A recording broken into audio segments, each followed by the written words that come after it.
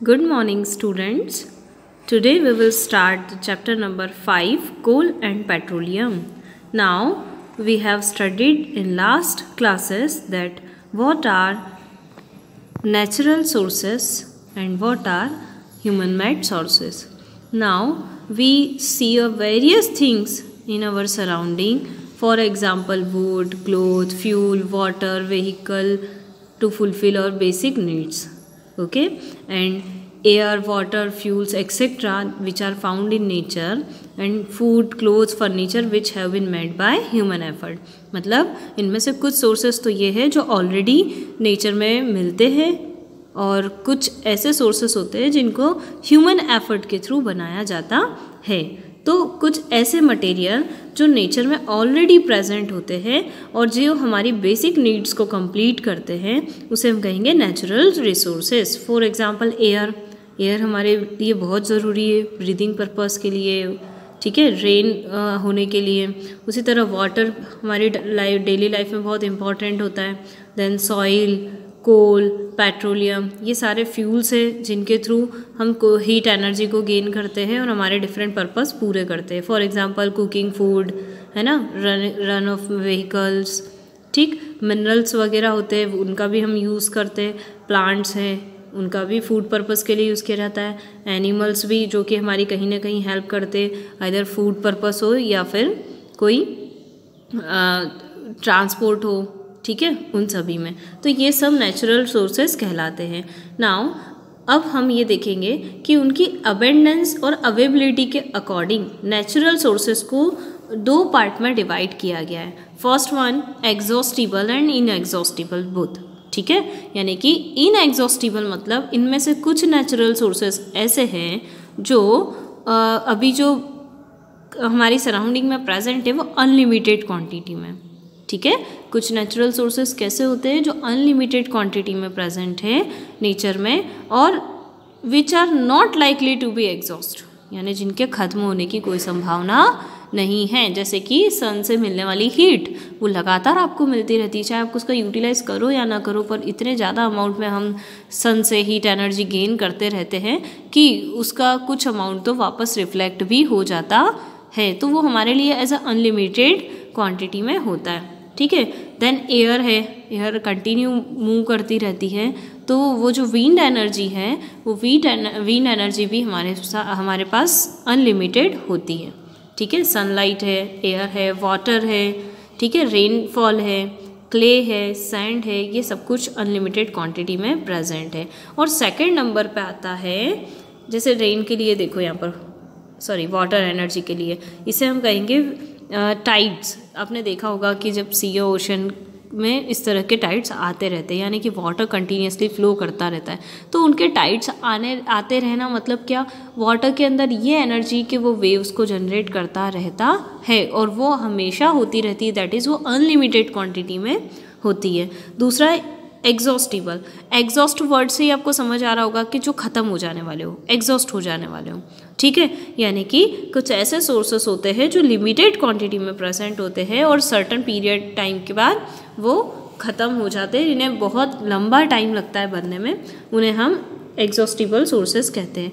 For example wild life, जैसे जंगली जानवर, उनकी कुछ स्पीसीज ख़त्म होती जा रही है और धीरे धीरे वो एंडेंजर्ड से रेयर बनती है, फिर एंडेंजर्ड स्पीसीज बनती है और फिर एक्सटिंक्ट स्पीसीज में काउंट हो चुकी हैं. यानी कि वो स्पीसीज अब बहुत काउंटिंग में बची है या फिर पूरी तरह से ख़त्म हो जाती है. पेट्रोलियम, कोल, इनका यूज़ आप अगर एक बार कर लोगे तो वो बर्न होकर आपको दूसरी बार वो अवेलेबल नहीं हो पाएगा. फिर नेक्स्ट कोल या पेट्रोलियम नया बनने में मिलियन ईयर भी लगते हैं. नेचुरल गैस है, ये सारी चीज़ें कैसी है, एग्जॉस्ट होने वाली है ना. यानी कि इनका एक बार यूज़ कर लिया तो सेकेंड टाइम आप इनका यूज़ नहीं कर पाओगे और इनका दूसरा नया प्रोडक्ट बनने में बहुत टाइम लगता है. Now, in this chapter we will learn about some exhaustible sources, exhaustible but natural sources like coal, petroleum, natural gas. These are all known as fossil fuel. और यही exhaustible sources को हम कहते हैं fossils fuel या fossils. Simple. ये क्या होता है, fossil word क्यों नाम दिया? तो हमने सुना है कि जो डेड बॉडीज़ होती है, ठीक है, वो ह्यूमन बीइंग की हो, चाहे एनिमल की हो, चाहे प्लांट की हो, तो कोई भी लिविंग थिंग है, जब डेथ के बाद उसके जो पार्टिकल है इस सॉइल में मिल जाते हैं, है ना, इस सॉइल में प्रॉपरली डिकम्पोज हो जाते हैं। तो डिकम्पोज होने के बाद वही न्यूट्रिएंट्स, फॉर एग्जांपल कैल्शियम है, कार्बन है ना, जितने भी न्यूट्रिएंट्स होंगे वो जाकर सारे मिनरल्स जिनसे मिलकर हम कोई भी लिविंग बॉडी बनी थी वो डिकम्पोज हो जाते हैं, और डिकम्पोज होने के बाद वो कोल, पेट्रोलियम या नेचुरल गैस का रूप में बदल जाते हैं। जैसे कि हमने देखा है कि कोल और कोल किससे ज़्यादातर, कोयला मतलब आपने देखा होगा लकड़ी को आप जलाते तो कोयला देखा होगा आपने, वैसे ही अर्थ से निकलने वाला कोल थोड़ा सा मिट्टी के डल्लों की तरह होता है, ठीक है, सॉइल लम्प्स की तरह होता है। तो वो इतना हैवी क्यों होता है, ताकि जो डेड बॉडीज़ होती है, जैसे कि प्लांट है, प्लांट के मोटे मोटे तने जो अर्थ के अंदर दब चुके हैं या गिर चुके हैं बाढ़ आने के कारण, या ऐसे ही गिर गए हैं, ठीक है, तो वो सारे धीरे धीरे डिकम्पोज होकर उनसे निकलने वाला कार्बन है वो अर्थ के अंदर जमा होता रहता है और वो कोल बनाता है। इस तरह पेट्रोलियम भी बनता है जो ह्यूमन बीइंग या एनिमल्स की डेड बॉडी से बनता है, नेचुरल गैस भी उन्हीं से बनती हैं। तो इसकी डिफाइन क्या होगी, the material which are burned to produce power of heat energy are known as fuels. अब कुछ ऐसे मटेरियल जो जल कर हमें क्या देते हो, हीट एनर्जी देते हो, जैसे कि कोल वगैरह, इनको आप जलाते हो तो कोल क्या करता है, बर्न होकर आपको हीट एनर्जी देता है, ठीक है। The remains of dead plants and animal buried under the earth millions of year ago. और इसी तरह जो डेड प्लांट्स हैं यानी मरे हुए पेड़ पौधे है ना, जो जड़ से उखड़ चुके हैं, बाढ़ से कहीं बह चुके हैं, और कुछ एनिमल्स की डेड बॉडी है, ये धीरे धीरे अर्थ के अंदर दफन हो जाती है और धीरे धीरे मिलियन ईयर्स के अंदर, मतलब इतना टाइम लगता है उसे प्रॉपर ब्रेक डाउन होने में और कम्प्लीटली अलग अलग मिनरल्स के बनने में, ठीक है। और ये पूरी बॉडी जब ब्रेक डाउन होगी, डिकम्पोज हो जाएगी, तो वो धीरे धीरे अर्थ के अंदर जाती रहती है और एक गहराई पर जाकर रुक जाती है, ठीक है। इम्पेरियस रॉक्स यानी मोटी बड़ी चट्टानें होती हैं, उस चट्टानों तक खसकती जाती है और फिर वहीं पर इकट्ठी होकर फॉसिल फ्यूल बना लेती है, जिसे हम फॉसिल फ्यूल्स कहें या केवल फॉसिल भी कह सकते हैं। अब फ्यूल्स लाइक कोल, पेट्रोलियम, नेचुरल गैस, ये डेड और रिमेनिंग प्लांट्स और एनिमल्स की बॉडी के अंदर, अर्थ के अंदर दफन होने के कारण बनता है मिलियंस ऑफ ईयर एगो, ठीक है। यानी कि जो मिलियन ईयर पहले जो दफन हो गए थे प्लांट और एनिमल, वो जाकर हमें आज फॉसिल फ्यूल के फॉर्म में मिलते हैं, ठीक है। अब उसमें से हम कुछ खास फॉसिल फ्यूल यानी कि कोल, पेट्रोलियम और नेचुरल गैस के बारे में पढ़ेंगे, जो अभी सबसे ज़्यादा कंजप्शन किया जा रहा है जिसका फ्यूल्स के फॉर्म में, यानी कि बोल सकते हैं ये हमारी लाइफ में बहुत ज़्यादा इम्पॉर्टेंट है, हम इनका सबसे ज़्यादा यूज़ करते हैं। जितनी भी बड़ी बड़ी इंडस्ट्रीज चल रही है वहाँ पर हीट एनर्जी प्रोड्यूस करने के लिए यहाँ पर कोल का यूज़ किया जा रहा है। पूरी दुनिया में जो व्हीकल रन हो रहे हैं वहाँ पर जो फ्यूल से होने वाले, आपने सुना ही होगा पेट्रोल और डीजल, ठीक है, वो सब पेट्रोलियम के ही प्रोडक्ट हैं। नेचुरल गैस जो CNG वगैरह है हम लोग यूज़ कर रहे हैं, ये क्या है, व्हीकल चलाने के लिए, ये सभी फॉसिल फ्यूल है। तो उसमें से पहले फॉसिल फ्यूल कोल की बात करते हैं। कोल एक फॉसिल फ्यूल है। कैसा होता है ये, हार्ड होता है, सॉलिड होता है, ब्लैक कलर में होता है। कहाँ पाया जाता है, डीप कोल माइंस इसकी होती है, अर्थ के अंदर बहुत ही गहराई में पाया जाता है और इतनी एक्स्ट्रा क्वांटिटी में, मतलब इकट्ठा होता है ये कि वहाँ पर बेड, कोल बेड्स कहा जाता है, यानी जैसे चट्टाने या पत्थर के टुकड़े एक साथ इकट्ठे करके रख दिए जाए, सेम उसी तरह यहाँ पर भी कोल एक साथ, कोल बेड कहते हैं उसे, कोल बेड, ठीक है। वो कोल बेड्स क्या होते हैं, जहाँ बड़े बड़े पीसेस होते हैं कोल के अर्थ के अंदर गहराई में, जिसे हम कोल माइंस यानी कि खदाने, कोयले की खदाने कहते हैं। और उसे हम खदाने क्यों कहते हैं, क्योंकि अर्थ सरफेस से हम उसे अंदर की तरफ डिग करते जाते हैं, खोदते जाते हैं और एक सुरंग या रास्ता बनाते हैं, उसे हम कोल माइंस कहते हैं उन्हें, खदाने। और जब हम एक गहराई तक पहुंच जाते हैं तो वहाँ हमें बड़े बड़े कोल्स के लम्ब मिलते हैं, ठीक है, और वो सारे लम्ब हम बाहर निकाल लेते हैं, ठीक है। और कहाँ कहाँ मिलती है इस तरह की कोल माइंस, तो ये बिहार, झारखंड, वेस्ट बंगाल, उड़ीसा, मध्य प्रदेश में मिलती है, ठीक है। और ये कैसे बनाई जाती है, तो धीरे धीरे खुदाई करके, और जो भी कैसे बनती है ये, ठीक है, ये कोल कैसे बनता है, तो ये ग्रेजुअल डीके मतलब धीरे धीरे जब कोई प्लांट है या ट्री है, ठीक है, उनकी बॉडी है यानी उनका स्टेम होगा, उनकी लीव्स होगी, ठीक है, वो धीरे धीरे अर्थ सरफेस पर जैसे ही गिरते हैं तो उनके ऊपर मिट्टी धीरे धीरे कवर कर लेती है, और जब उससे कवर अप होता जाता है तो वो धीरे धीरे अंदर की तरफ मूव करता जाता है, और जब अंदर की तरफ जाता जाएगा तो एक गहराई पर जाकर वो धीरे धीरे डिकम्पोज हो जाएगा और डिकम्पोज होकर कोल का फॉर्म ले लेगा, ठीक है। हालांकि ये बहुत स्लो रिएक्शन है, इसे बनने में काफ़ी टाइम लगता है। तो द कन्वर्जन ऑफ, यहाँ पर हम कहेंगे कि एक ऐसी स्लो प्रोसेस जिसमें डेड वेजिटेशन यानी कि डेड प्लांट वो कोल के अंदर कन्वर्ट हो जाते हैं, और अंदर आपने देखा होगा ऊपर बहुत सारे रॉक्स और सॉइल वगैरह इनका प्रेशर होता है, ठीक है। कोई भी चीज़ अगर अंदर जाती जा रही है यानी कि ऊपर के जितने भी सैंड है, सॉइल है, पेबल्स है, उन सभी का प्रेशर उस पर है, तो हाई प्रेशर पे, हाई टेम्परेचर पे वो कोल के फॉर्म में कन्वर्ट होता जा रहा है, तो उस प्रोसेस को हम कहते हैं कार्बोनाइजेशन, ठीक है।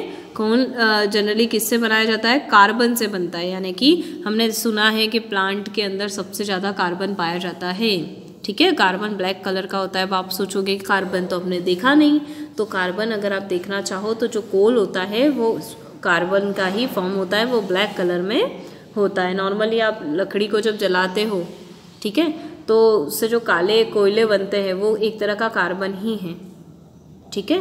तो यहाँ पर जो कोल है ये प्योर है, जो आप नॉर्मली वुड को बर्न करके जो बनाओगे वो कोयला इतनी अच्छी क्वालिटी का नहीं होता, वो आपको ज़्यादा हीट प्रोवाइड नहीं कर सकता। लेकिन आप क्या चाहते हो कि आपका फ्यूल ऐसा हो जो आपको हीट एनर्जी ज़्यादा से ज़्यादा दे, तो ये जो माइन से निकलने वाला कोल है ये प्योर फॉर्म होता है एज़ कम्पेयर टू जो वुड को डायरेक्ट बर्न करने से जो कोल बनता है उसके, ठीक है। तो हाई प्रेशर और हाई टेम्परेचर पे ये जो वेजिटेशन है वो कोल में कन्वर्ट हो जाता है, और इस प्रोसेस को हम कार्बोनाइजेशन कहते हैं, ठीक है। अब ये जो कोल बाहर आ रहा है इसके अंदर कार्बन सबसे ज़्यादा मात्रा में पाया जाता है, लेकिन ऐसा नहीं है कि ये एकदम प्योर कार्बन है। इसके अंदर कुछ अमाउंट में हाइड्रोजन है, कुछ ऑक्सीजन है, कुछ स्मॉल अमाउंट की नाइट्रोजन और सल्फर भी प्रेजेंट होती है, क्योंकि ये अर्थ के अंदर रहता है तो दूसरे तत्व भी इसमें मिले हुए रहते हैं। अब ये इंडस्ट्री में ये कोल जाता है और इस कोल का डिस्टिलेशन होता है, ठीक है। मतलब अभी ये अर्थ से मिला है ना हमें कोल, तो ये प्योर फॉर्म नहीं है, इसमें भी इम्प्योरिटीज़ है थोड़ी सी, तो इस कोल से भी हम नए प्रोडक्ट और बना सकते हैं। तो क्या क्या बना सकते हैं? तो इस कोल से ही हमें कोक मिलता है, कोल तार मिलता है, और अमोनिकल लिक्विड या फिर कोल गैस भी मिलती है, ठीक है। तो ये कैसे मिलेगी? क्योंकि इंडस्ट्री में इस कोल पर प्रोसेस की जाती है और इससे 3 नए प्रोडक्ट निकाले जाते हैं, जिसे हम कहते हैं डिस्ट्रक्टिव डिस्टिलेशन ऑफ कोल। इस प्रोसेस को क्या कहेंगे? Destructive distillation of coal. Now destructive distillation process में क्या होती है कि कोल को हीट यानी गर्म करते हैं हाई टेम्परेचर पे, और एब्सेंस ऑफ एयर मतलब वहाँ पर एयर की एब्सेंस दी जाती है। अब आप देखो यहाँ पर ये कोल है, उसकी स्ट्रॉन्ग हीटिंग कर रहे हैं, उसे गर्म तो कर रहे हैं लेकिन उसे बर्न नहीं होने दे रहे, क्योंकि अगर आपने एयर की प्रेजेंस दे दी ना तो कोल तो बर्न हो जाएगा, ठीक है। इसलिए यहाँ क्या लिखा है? एब्सेंस ऑफ एयर, यानी आपको इससे एयर प्रोवाइड नहीं करना है। तो जैसे ही आप ऐसा करोगे तो क्या होगा? कोक मिलेगा आपको। कोक एक सॉलिड फॉर्म होता है जो सबसे प्योर फॉर्म होता है कार्बन का, इसमें अब कोई इम्प्योरिटीज़ नहीं रहेगी। कोलतार जो आपने रोड वगैरह बनते हैं तो उस पर देखा होगा, लिक्विड ब्लैक कलर का गाढ़ा लिक्विड होता है, थोड़ी सी स्मेल भी आती है इस कोलतार में। और तीसरा है अमोनिकल लिक्वर, ठीक है, ये भी एक प्रोडक्ट ही है। और चौथा है गैस, कोल गैस। ये आपको लर्न करना है 4 नेम, कि जब कोई कोल अर्थ से निकलता है, कोल फॉसिल जब अर्थ से निकलता है तो उसका डिस्टिलेशन जो इंडस्ट्री में किया जाता है उसे डिस्ट्रक्टिव डिस्टिलेशन कहते हैं। और उस डिस्टिलेशन से हमें कौन से 4 नए प्रोडक्ट मिलते हैं? कोक, कोलतार, अमोनिकल लिक्वर और कोल गैस मिलती है, ठीक है। उसमें से अब हम किसके बारे में पढ़ेंगे? कोक के बारे में। कोक कैसा होता है? तो देखो इस तरह का होता है, मैंने कहा था ना सॉइल की तरह लम्स होते हैं। ये एकदम प्योर फॉर्म है, एकदम काला होता है, इसमें अब कोई और ज़्यादा इम्प्योरिटीज़ नहीं है। ये एकदम टफ, पोरस मतलब थोड़ा सा सॉफ्ट, जैसे मिट्टी होती है ना उसके अंदर छोटे छोटे होल होते हैं, वैसे ये भी पोरस होता है। फिर ग्रेइश ब्लैक कलर का सब्सटेंस होता है, ठीक है। और ये कोल के डिस्टिलेशन से मिलता है।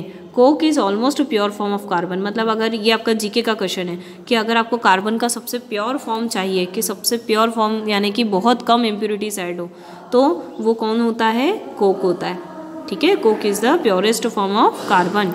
और कितना प्योर है कि सिर्फ 2% ही इम्प्योरिटीज़ है, बाकी 98% कार्बन पाया जाता है इसके अंदर। ठीक है, इसलिए इसका कलर इतना डार्क ब्लैक होता है। याद रखना, जब भी कार्बन की क्वांटिटी ज़्यादा होगी इसका मतलब प्योर कार्बन का कलर ही ब्लैक कलर होता है। अब use of coke. Coke is an essential raw material from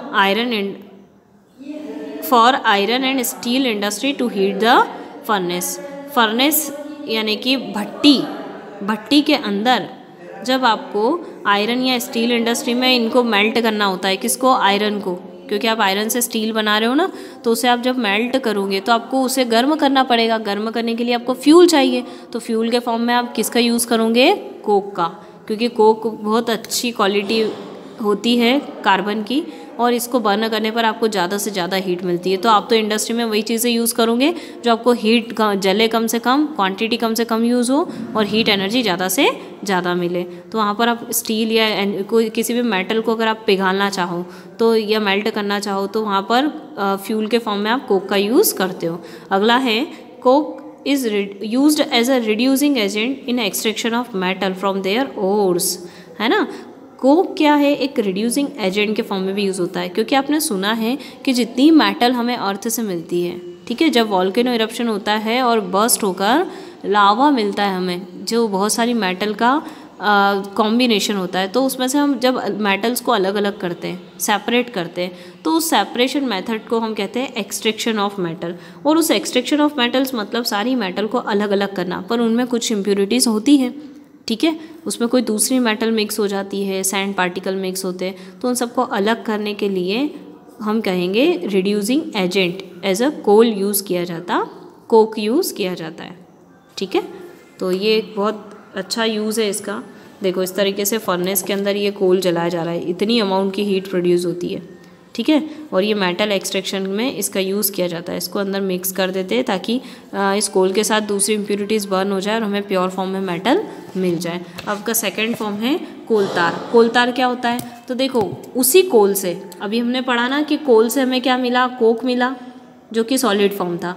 फिर अगला क्या मिला? कोलतार। कोलतार कैसा होता है? इस तरह का ब्लैक मटेरियल होता है। अपने रोड वगैरह बनता है तो उसमें देखा होगा, डामर जिसको बोलते हैं, वो इस तरह का काला और गाढ़ा होता है, विस्कोस चिपचिपा सा होता है, और अनप्लीजेंट स्मेल, मतलब इसमें इसकी स्मेल बहुत अजीब सी होती है, ठीक है। अनप्लीजेंट मतलब जो आपको पसंद नहीं आए, ठीक है। इट इज़ पंजेंट स्मेल होती है। It is obtain during the destructive distillation of coal. ये भी किससे मिलता है? कोल के डिस्टिलेशन से मिलता है। अब ये सिंगल कंपाउंड नहीं होता, इसके अंदर भी दूसरे कंपाउंड होते हैं। मतलब कितने मिक्सचर है ये? 200 अदर कार्बन कंपाउंड का मिक्सचर होता है कोलतार। मतलब कोलतार प्योर फॉर्म नहीं है। कोलतार आपने कोल से निकाला है, लेकिन इसको अगर इंडिविजुअली देखा जाए तो इसके अंदर कार्बन के 200 से ज़्यादा कंपाउंड होते हैं।